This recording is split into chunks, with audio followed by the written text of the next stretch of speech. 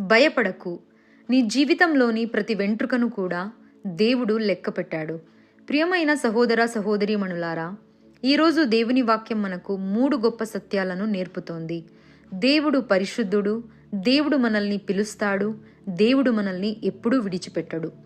దేవుని సన్నిధిలో నిజమైన మనల్ని మనం తెలుసుకుంటాం. మొదటి పఠనంలో ప్రవక్త యెషయా దేవుని మహిమను దర్శించాడు. సెరాఫులు ఇలా ఆలపిస్తున్నారు: పరిశుద్ధుడు పరిశుద్ధుడు పరిశుద్ధుడు సర్వశక్తిమంతుడైన ప్రభువు.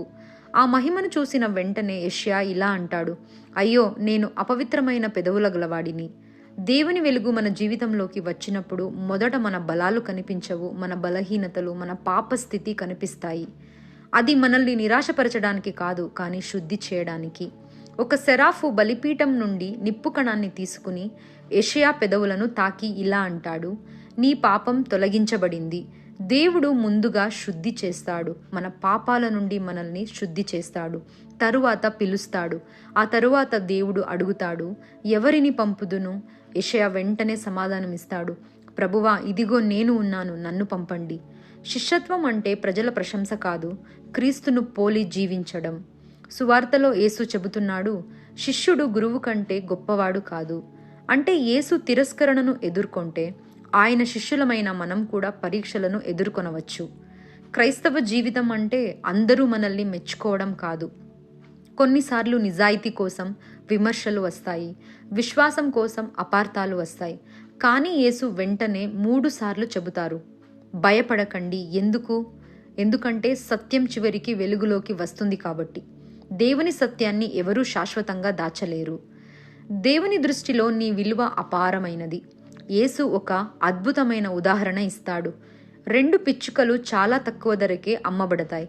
అయినా వాటిలో ఒక్కటి కూడా మీ తండ్రికి తెలియకుండా నేలపై పడదు.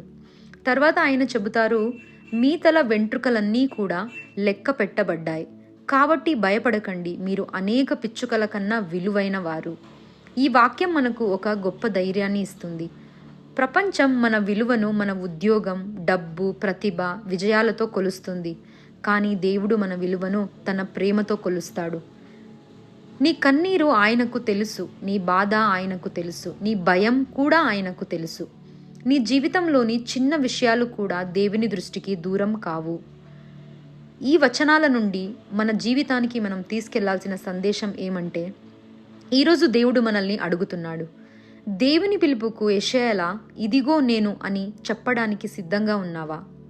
ప్రజల భయంతో క్రీస్తును దాచుకుంటున్నావా, లేక ధైర్యంగా సాక్షిగా నిలుస్తున్నావా?